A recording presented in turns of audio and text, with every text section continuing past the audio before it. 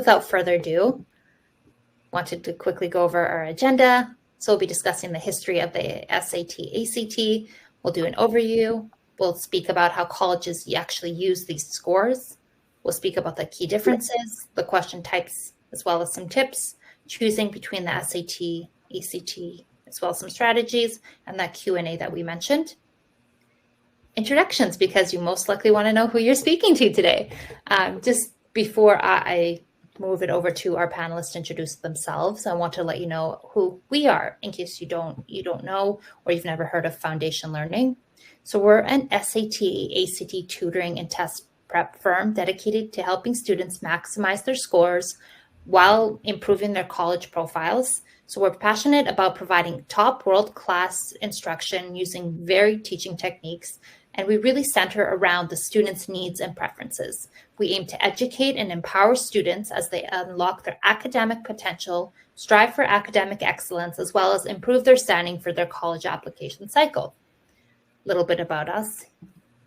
And I will sort of let our panelists speak for themselves. Dominique, did you want to go first? For sure. Sounds good. Hi, everyone. My name is Dominique. I am an admissions counselor with Foundation Learning. And so I work with students all through high school to help prepare them for inevitably applying to college. Some of my background is in public education, working as a math teacher and an advisor to students. That's where I got a lot of experience looking into the SAT and how all of that works. And I've also spent some time working as a tutor before this for the ACT for a private test prep company. And so I kind of bring that lens to this as well. Well, thank you, Dominique. Michael? Hey, everyone. I'm Michael. I'm also an admissions counselor. I attended the University of Michigan, and I'm just finishing up a PhD at the University of Southern California. Before that, I was a high school math teacher as well for 5 years, and have been tutoring in the SAT and ACT full-time to start, and then just part-time as I became a teacher for close to 12 years now. So I have a lot of background with both of these tests, helping students do well. Awesome. Thank you. So I'll let you two take it from here. All right, awesome. I can jump in first. So we will first start by talking just a little bit about kind of the history of the two tests, where they started, and then of course we'll go into the specifics of what they look like today.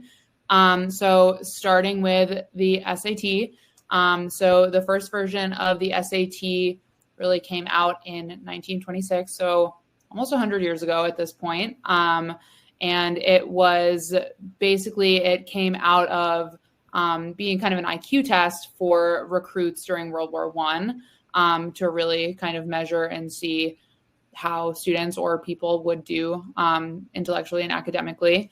And then, since then it's been given to high school students. And then, of course, it's undergone many, many structural and content changes up until this point.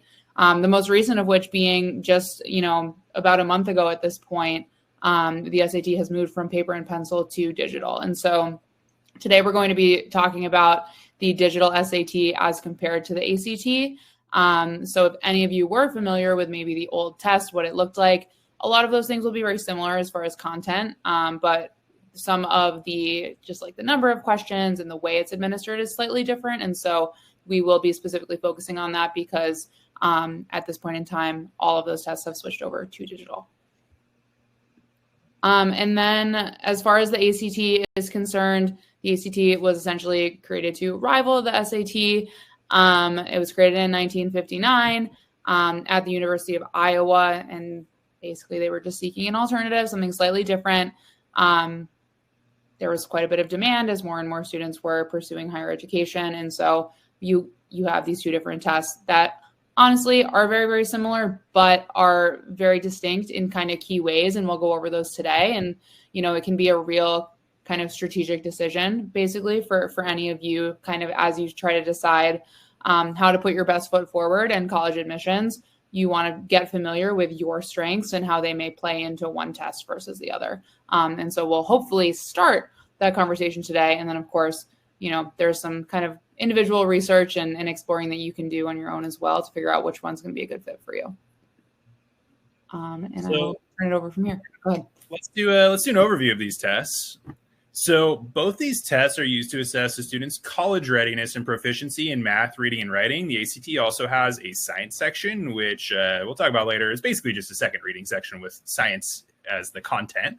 And colleges use these test scores to have a uniform baseline with which to evaluate students, because your 3.9 from your high school in Florida might mean a totally different thing than the 3.9 in the high school in Michigan and the high school in California. So they do their best to, make those 3.9s figure out which one is the best, but the standardized test helps. If, one 3.9 student has a 1400, we might rate them a little higher than someone who has a 1200. So it's a nice way to compare across schools, which can be tricky. And how do colleges use these scores? So this is a loaded question because it's been changing a lot, especially since COVID. But currently, I'd say probably a majority of schools are still test required. You have to submit a test score to them. There are still schools that during COVID went either test blind or test optional. So they're not the most important part of your application. I have had students in the past who are convinced that their 3.0 GPA can be countered with a 1400 SAT, and that's not necessarily true. Your grades are still the most important thing, and schools will take you as a whole person, not just a test score. But they can add a nice thing to your application, especially if you score really well or score better than your grades. That can be a nice indicator that you do have the ability to do well at college. Like we said, this is supposed to show how ready you are for college, these tests. So if you're applying to a test blind schools, these are schools that do not want to see your tests, don't send them your test scores. Blind means they do not want to see them. So they will not be looked at. You are wasting your time and possibly your money if you are paying the College Board to send those. If you're applying to a test optional school, so a lot of schools during COVID went to test optional, which means you can send them the tests, but you don't have to. They will consider you without a test score. That's going to depend on a lot of different factors. Mainly, it's send it if it's going to make you look better than you already look. So if you're someone with that slightly lower GPA and your test score makes you look really great, send it. If you're someone with a 4.0 and you didn't do as well as that GPA would indicate, don't send it. So it's not necessarily simple, but I think that it boils down to that is if it improves you, send it. All right, awesome. So now we'll go in and talk kind of specifically about the two different tests and what you can expect from each of them, and how you can start to kind of make that decision for yourself, which one might be the best fit for you. So starting with just the number of questions, so you'll see that the SAT is much shorter. There's only 98 questions total on the entire test, whereas the ACT actually has 215 questions. And so it's about double the number of questions on the ACT. You can also see in the next line that you get quite a bit more time. Makes sense. There's less questions. You get quite a bit more time per question on the SAT. And so if you are someone that tends to need a little bit more time to slow down and think, and you don't do so well under pressure when you're being asked to just rattle off answers super quick, the SAT may be a good option for you. Another thing to note on the SAT is that while there are 4 distinct sections, there are only 3 subjects tested. And so that's reading, writing, and then you have kind of 2 sections of math. On the ACT, on the other hand, we do have an English section, a reading section, a math section, and then also that science test that we mentioned. The science test, and, I am someone who loves science. I was a pre-med person in college. I thought, wow, the science test, I'm going to do great on that. I actually really did not do so well on it in high school because I realized, and this is true, I hear this from a lot of people, the science test is, again, really just checking if you can, comprehend different types of scientific articles, different kind of experimental methodologies. Can you read the data sets and can you interpret all of that? And so at the end of the day, that's just reading comprehension. It really doesn't require you to have any background knowledge on different vocabulary words or, any scientific principles. And so just keep that in mind. So if you're someone who's like, whoa, I don't like science, I am not majoring in science, I'm not interested in that, that doesn't necessarily mean that the ACT isn't a good fit for you. It actually may be a great fit if you are someone who's really strong with reading comprehension and can answer questions quickly and kind of work through questions at a really fast pace. That's that. We can talk more about that later. Next thing, math section. On the SAT, you will be given a formula sheet and you will be allowed to use your calculator on the entire test. This is new. So again, just to kind of point that out, this was not always true of the SAT. This is brand new for the new digital version. So you will have access to a calculator the whole time. You have always been able to use a calculator the whole time on the ACT. So that is still true. But you do not receive a formula sheet. As far as the math section is concerned, there's two kind of important things to note here. One, the SAT, because it is digital, it is adaptive. And so you may be given harder math questions if you do better on some of the earlier questions in the test on the SAT, whereas on the ACT, you are just being given a standard set of questions. There's no right or wrong answer there, but just keep that in mind. If you're someone that is going to overthink, if you receive a question that's harder or easier and be like, how am I doing? And get distracted in that kind of environment, the SAT may not be the right thing for you. On the other hand, again, the ACT has a lot more questions. And so you're going to need to really be quick with just kind of chugging through all of them. The best way for me to explain kind of the difference in at least content-wise, content is relatively similar. I would say the ACT, sometimes you can get those more seemingly random questions about topics that just seem a little bit obscure that you won't spend too much time on in class, but they are very straightforward, right? So I think it tests a little bit more breadth of topics, but the questions are very much like, solve this equation. What is the value of X? Whereas on the SAT, you're not going to see as many topics. You're going to see some more familiar topics, equations, systems of equations, functions, things like that. But you will usually have like a longer question. It might be a longer word problem, or the real trick there is going to be spending the time to sit down and think, okay, what is the question asking me? Because it won't usually be as straightforward as solve for X or, solve this equation, whatever it is. So to kind of recap, ACT, more straightforward, less time. You've got to move more quickly. SAT, not as straightforward, a little bit more time to think everything through. Scoring is scoring. It doesn't, just so you're aware, the ACT is scored from 1 through 36. The SAT is 400 to 1600. This doesn't super matter. What really is going to matter is the percentile you're in. And so each of these you'll be able to convert back and forth. So a school, if you take the ACT and you get a 36, a school will know, okay, well, I'm going to compare this to students who are taking the SAT. They'll know that maps onto a 1600 and vice versa.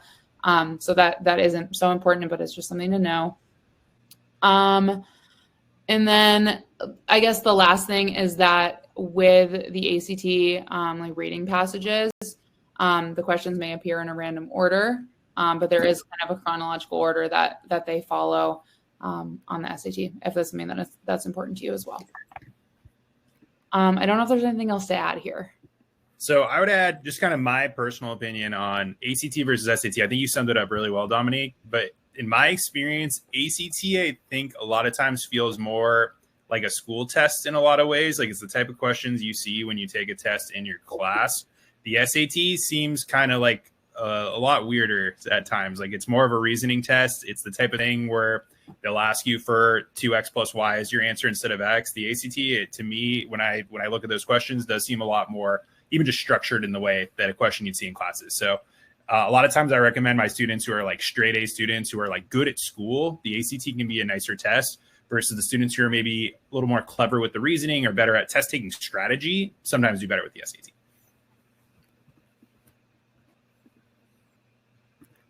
All right, let's talk about question types. So the SAT has 3 different question types, reading, writing, and math. The reading and writing fold together into one score. The math is its own section that makes up half the test.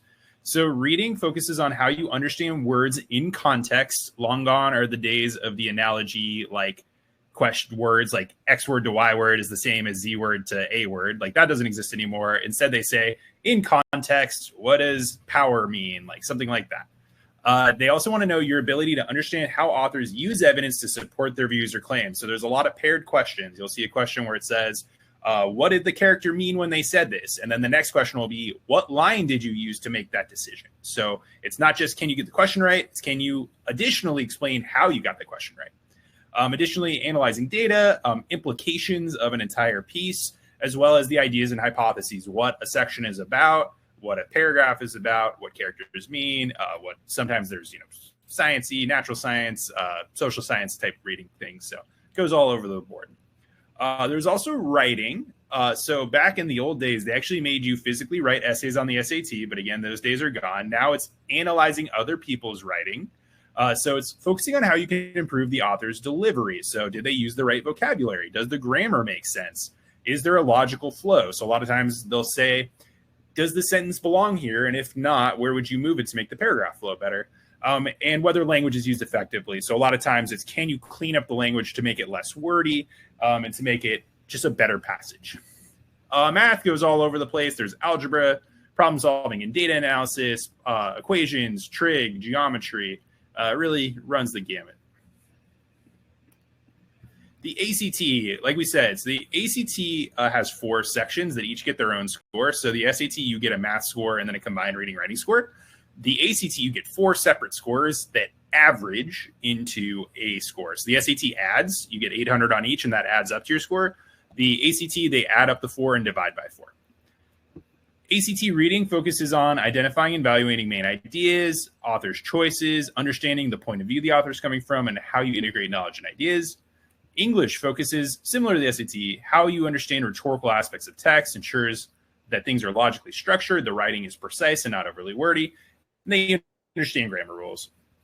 Math, very similar to the SAT, does go a little bit further into trig. So you'll see a few more trig questions than you do on the SAT, which can be tough depending on what math class you're in high school. And then, like we talked about, the science section. So science is all about interpreting data, understanding why scientific method choices were made, judging the validity of information, reading charts, and understanding experiments.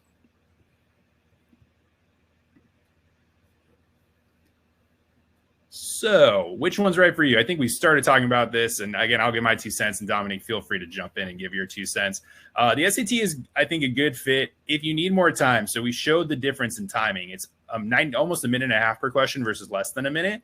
So if you need time to reason through things, SAT gives you that extra time. If math is your best subject, just mathematically, which math is my best subject, so follow me here. The math is worth half of your score on the SAT, is worth a quarter of your score on the ACT. Half is more than a quarter. So if you love math, the SAT might be your good fit. If you are terrified to see any science or science sounding words on your test, you might want to stay away from the ACT because, again, that's a quarter of your grade. Dominique, do you want to take the ACT? I know that's more your expertise as well. Yeah, for sure. So ACT, we've mentioned all this, but to recap, questions are much more straightforward, I would say, especially in the math section. The ACT is a little bit faster paced, and so that's something to keep in mind for sure. When I was doing tutoring, a lot of the work I would do with students is like literally just speed work. It's almost like you're training for a race, right? And you have to be ready to just go and get in the rhythm. And a lot of that is just practicing. And so that's something that you'll, either need to spend some time kind of committing to, or if it's something that kind of freaks you out, maybe the SAT is a little bit better because you can relax and take your time. Same thing for, if math is not your favorite subject, it might be a little bit easier to kind of study how to just like concretely do a lot of these problems as opposed to having to learn how to, problem solve. We call it, as math teachers, procedural versus conceptual understanding, right? So if you're struggling to understand those concepts, it's maybe a little bit too late junior year, to be honest, to like relearn everything and really get a deep understanding. But can you maybe cram and learn some really basic skills that you can just kind of throw out there for some really straightforward questions? And again, of course, it's just not worth as much as far as the total percentage of the test. And so that's another reason to take this if math is not your strong suit. Reading comprehension, again, reading comprehension probably makes up about half of this test because you have the reading passages and then the science passages, which are just reading passages about science.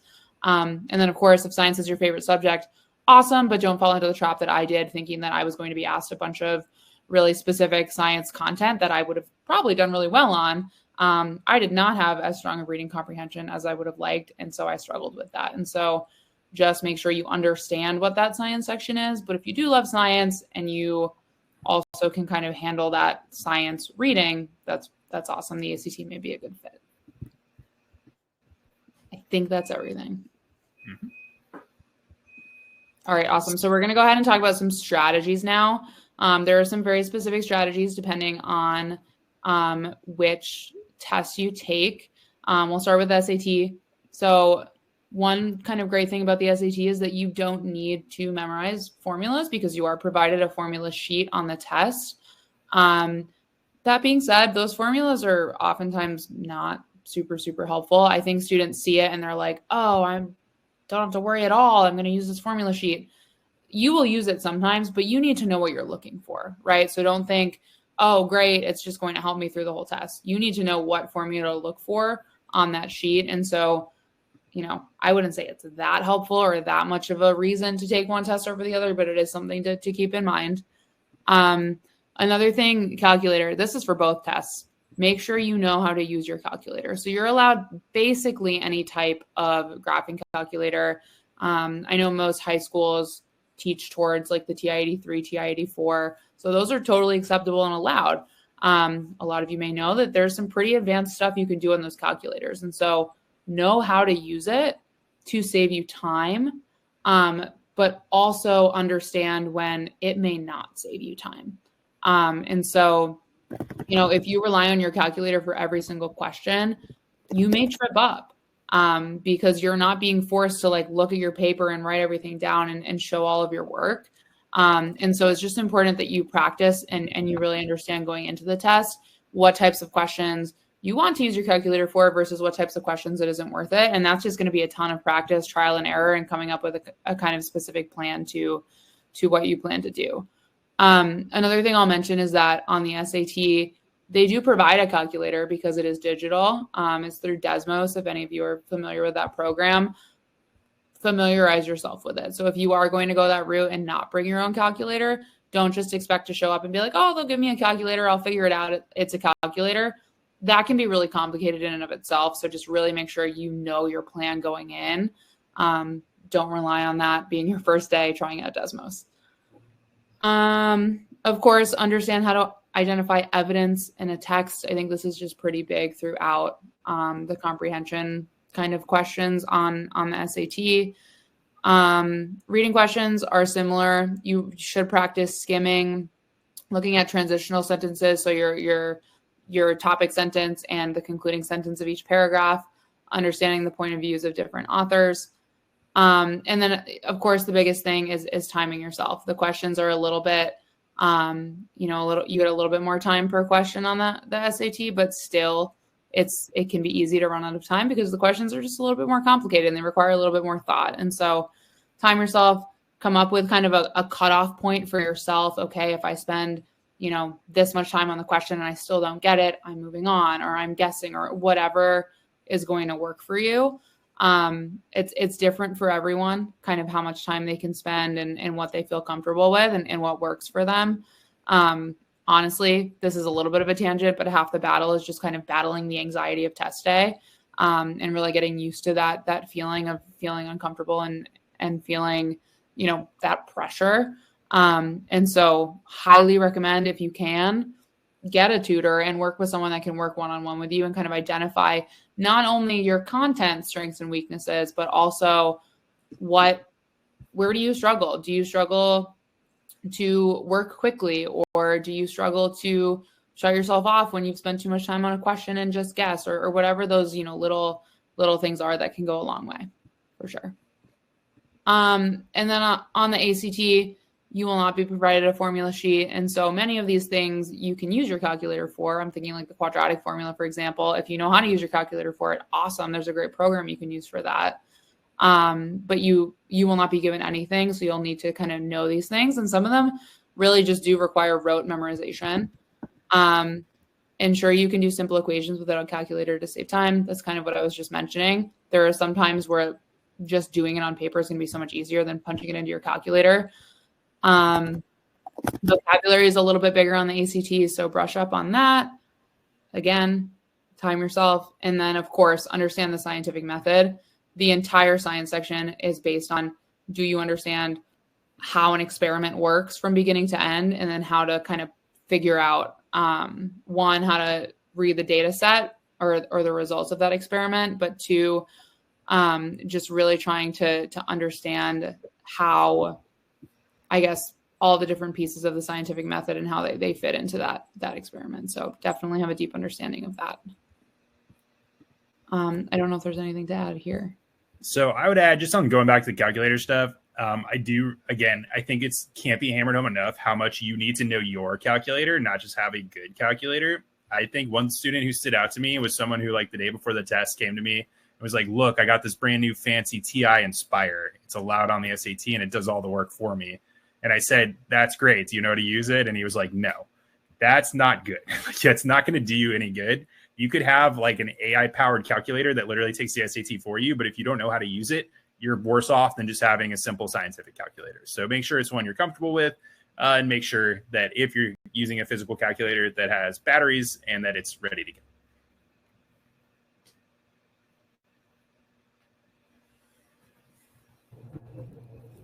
Hello. Thank you both for this wonderful discussion and for all the awesome knowledge. So I'd now love to turn it to our audience to chime in on their two thoughts and see what questions they have for our team. So let's get started. So somebody asked, do we need specific scientific knowledge for the test, biology, chemistry, physics, or just the process of science, experiments, and reading skills? It's a good question. No, I used to always say there were always like one or two per section where it really did, like, you either know it or you don't. You've either seen this in high school or you haven't. So I'm not going to say no 100%. But almost every single question except that one or two kind of exception would be more just about understanding the scientific method, how experiments work, figuring out maybe like what the variables are, or, you know, how this experiment was conducted or anything like that. And so just a very kind of slim portion of the time you would need to know anything concrete. Awesome. So we had another question. Are both tests super scored? So I find parents are very concerned with super scoring, and students are too. It's up to your college. Like, that's not an SAT, ACT decision. They just administer the test. They give you a score and you send that score off. Each college is different. I think most colleges in the modern day do super score regardless of the test. For those that don't know what a super score is, imagine instead of just getting one cumulative score. So for the SAT, it's a little easier to explain probably. Let's say you get 700 math, 600 reading. That's a 1300. But then the next time you take the test, those scores flip. You do 100 points better on the reading, 100 points worse on the math. That's still a 1300, but really you've peaked at 700 in most sections. So a super score would give you a 1400 instead. Again, that's up to the college. So both tests could be super scored, but I would check in with your college that you're interested in applying to see if they do that. Awesome. Two questions came in sort of about the preparation time for the SAT, ACT, and how long before should a student start studying? My advice, and this is student to student, my advice just to kind of figure out where you are. I always tell ninth graders at the end of their ninth grade year to start thinking about this. So with the students that I am a counselor for, I will usually have them both take a diagnostic test that summer at some point for both SAT and ACT, and then have a conversation. How did it feel to work through the ACT? Did it feel harder that, you were under a time crunch, or did you like it better that it was straightforward, right? And we start to have that kind of back and forth, and then go from there as far as, oh, you actually did really well. Maybe you should take it this coming year because you've already taken Algebra 2, or, vice versa. Oh, you really struggled with a lot of this. Let's start you on a prep plan now. Do you need a tutor? How do you work best, right? And so I would say there's no, yes or no right or wrong answer for all students, but at least get familiar, take a diagnostic test. I would say around that time, summer after freshman year, between freshman and sophomore year, just to get a sense of what things look like. Start to have those conversations with a counselor, with a tutor. It can be one of your teachers, it can be whomever, and then figure out how to kind of move forward from there. Fantastic. And what I'm doing right now is I'm adding a couple of practice practice quizzes that we have that are a really great starting point. I just pop those into the chat for our audience as well. So somebody asked, we love these questions. Thank you, audience. So I saw a crash course offered. Do you think that is worth doing, or do you suggest doing a whole prep course? So it really just depends what kind of learner you are. I've had students who can do a crash course and in a few days can really master a lot of stuff. I have students who really need the repetition over weeks or months to make sure things sink in. So I think it's just knowing how you are as a student. Are you someone who can cram in everything into your brain, spit it out onto the test, and then move on with your life? Or are you someone who really needs to diligently learn? So I don't think there's an answer that's going to fit everybody. Awesome. Let's keep going. Somebody asked, what's a plan for a sophomore trying to do both? What's a timeline? So I would push back. Why do both? Like, what's the upside to doing both? School, this isn't, the 80s where if you're applying to Midwest, you got to send the ACT. And if you're applying to the coast, you got to send the SAT. Most schools take either one. So I would figure out which one you or your child is better at and put your effort into that. Why be okay at 2 tests when you can be really good at 1 test? Touche. So what happens to the kids that don't get the more advanced adaptive SAT math questions? How does final scoring differ when kids are getting different questions? This is a great question. We were talking about this before we came live with you guys. It's too early to tell with some of the stuff how this is going to actually translate into the scoring. Don't be afraid if the kids end up with not the harder questions. So the adaptive SAT, it's basically, it rises to the level of the questions you're getting right. So if you get a medium question right, it starts giving you a harder question and so on until you start missing. So there's a fear with some students, I think, that if you didn't ever see the hard questions, that means that you're not going to get a good score. That's not necessarily true. It could also mean that you just hit a level that you're really comfortable with. But we don't know exactly how that's going to translate, if that's like 100-point difference or 400-point difference or 10-point difference. So as time goes on, we'll learn more about how this digital SAT actually scores out. Definitely. Will this Zoom be recorded and I can watch the part I missed? Sorry, I joined late. Absolutely no problem whatsoever. Yes, this recording or this webinar is recorded and you will receive a recording within 2 to 3 business days. This is a great question. How many vocab words do you need to memorize? Are the words the same for ACT and SAT? This is not, I know that this used to be kind of a focus. This is really not so much of a focus anymore. So it's not, I remember when I was in middle school and high school, I remember people would always talk about SAT words and things like that. There's no longer really like a list of words that you need to memorize for the test. When we say brush up on vocabulary, I mean more just like be familiarizing yourself, just reading more and just kind of knowing, reading different types of passages. And this is where, again, the diagnostic test, I think comes, into play, especially, I know on the ACT, there's 4 very distinct types of reading passages, and you're going to see one of each every single time in the same exact order. And so, if you really struggle with the social science passages, maybe seek out different types of articles online or journals that you can read that are very kind of similar to those types of passages.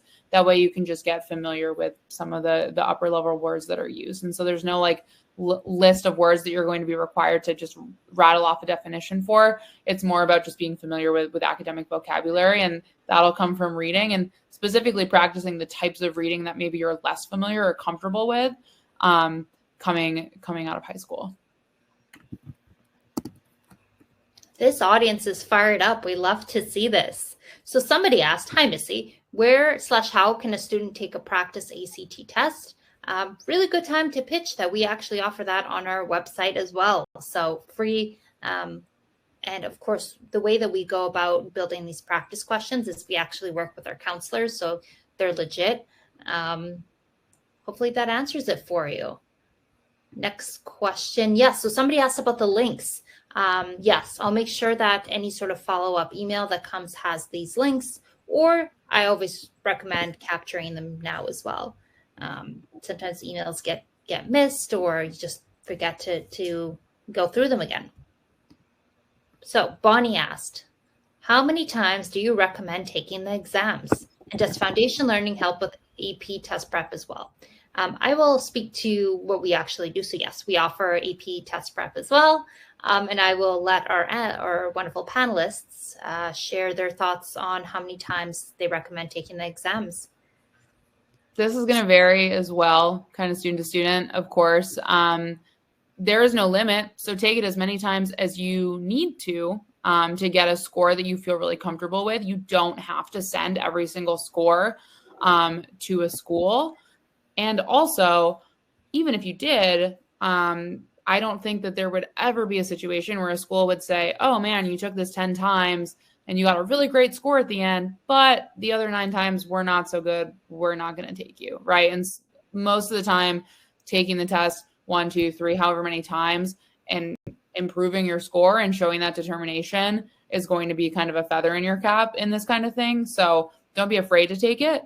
On the flip side, there is kind of, a point that will come where is it worth your energy anymore to continue to take this test if you're not improving, right? Say you're someone who got like a 33 on the ACT and you really want that 36, but you've taken it 3-4 times, you keep getting the same score. At that point, it might be better to just invest your energy in your extracurriculars, into your grades, and the other parts of your application that are really going to make you shine. The last thing we want is for you to spend too much energy to the point where you're not getting a super huge return and you're actually taking away from those other things that you really enjoy and that are adding a lot to your application. Awesome. Somebody's asking about the types, or so how many types of passages are there on the SAT then? I don't know offhand. I know there's 4 on the ACT. I think it's similar. I also don't know if they changed it for the digital SAT, but there's at least 3 or 4. There's definitely, you got your social science. There's usually a more literature kind of passage, but I can't recall if they've added in more for the digital SAT. Fantastic. Let's look that up. Let's move on and look. Yeah, we'll look that up and we'll get back to you. That's a fantastic question. Yes. Somebody asked about some practice resources. I put those in the chat. We have a ton of really great ones on our website. Let's see. We're really good on time. So I think we have time for maybe a question or 2. So for the SAT, is it more important to master the use of your own calculators or to master Desmos?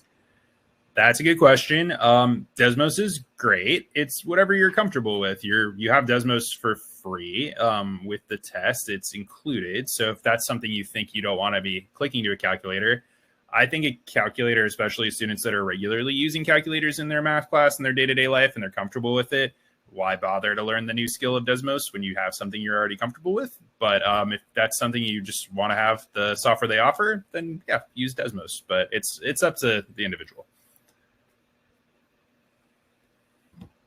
So this question is coming in from Bonnie. Have you heard if College Board is going to add more test dates? It's hard to find a seat. I personally haven't heard. Historically, the SAT College Board aren't great about offering a ton of dates. I think there's usually 6 or 7 test dates per year. There's actually not a ton. So I wouldn't be surprised if they keep it small, but expand your search. It's fun to drive far to take the test. That's what College Board thinks.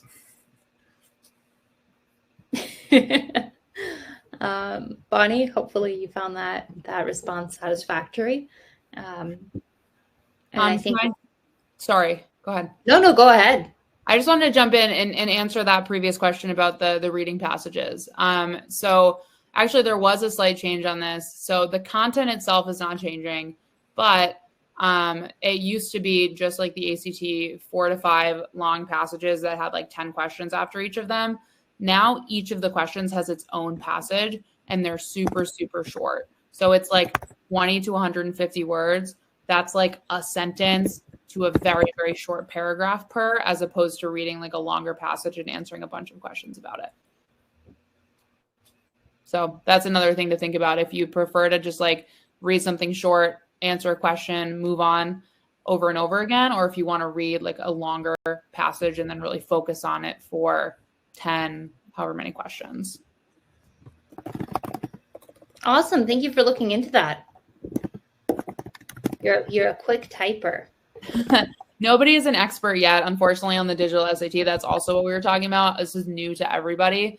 And so those of us who do have a ton of experience with the SAT, we're all trying to kind of catch up and, you know, see how things play out, especially like we said, we don't even know how scoring is going to play out or be affected. And so that'll be something that we just kind of all keep an eye on. So we're all learning together for sure. We absolutely are. And I think the goal within the next couple of months, as we learn more and as more of these tests are being offered, maybe even holding a webinar that's sort of like a up-to-date for parents and students alike, with anything that we do learn and sort of our insider experts. So is the practice SAT similar to the real deal? My kiddo is not so good at math, but she scored 100 on PSAT. It is leveled. And so if you're taking like the PSAT 9, that is leveled specifically for a 9th grader. And so you're not going to be seeing, you know, all of the upper level math content because, you know, the SAT, the College Board knows that most students haven't seen that yet. And so it's leveled to kind of be at the grade level that you're taking it, you know, and it gets harder and harder and covers more and more content each year. And so congrats, that's awesome, but it will get harder, but you also will get more experience and know more next year as well. So it looks like Missy's student, Mrs. Kidd, took the 10th. Okay. Yeah. So that's specifically leveled for 10th graders. So it won't be, you know, the full difficulty and the full range of content. But it's still impressive, right? Like the reason we do that is to kind of benchmark and measure where students are at compared to where they should be during that year. Let's keep going. Hopefully we'll be able to answer this, but I'd love your insights. So the SAT on March 9th was notoriously difficult for most people, and was wondering if there's any word on if they're adjusting the test at all, since there are many questions that were not covered in the prep courses.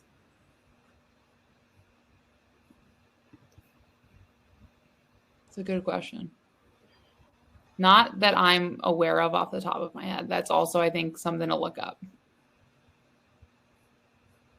You know what? I'm going to take down this individual's name because I do want to be mindful of time. I'm going to take down this individual's name and I'm going to look this up, or one of our panelists can look it up, and I'll make sure that they get a response. Because I think that's a really, really great question. We'll make sure that one way or another a response is received. Again, being mindful of time, I want to open it up to one more question before I let everybody go. You're very welcome. You're very welcome. Parents and students alike, I'd love to open it up for one more question, and then, yes, I can circulate the response. Absolutely. Absolutely. We'll add this to the follow-up email. How about that? Fantastic. Okay, it looks like there's no other questions from our audience. Michael, Dominique, thank you very much for being a part of tonight's discussion. Okay. I take that back. Before I let you go, how long is each test supposed to take? I think it's with the breaks, it ends up usually being about 4-ish hours. That's typical. Awesome. Letitia snuck that one in there. Very cool. So Michael, Dominique, again, thank you very much. To our wonderful audience, thank you for being present and active and just being part of tonight's discussion. We, of course, do encourage you to book a free consultation if you do have any kind of questions, concerns, comments, anything you'd like Foundation Learning's experts to assist you with. Make sure you just click that button and feel free to schedule a call at your earliest convenience. with that being said, I'd love to let everybody go. I hope you have a wonderful night and wonderful weekend ahead, even though it's only Wednesday. Take care, everyone. Yeah. Thank you.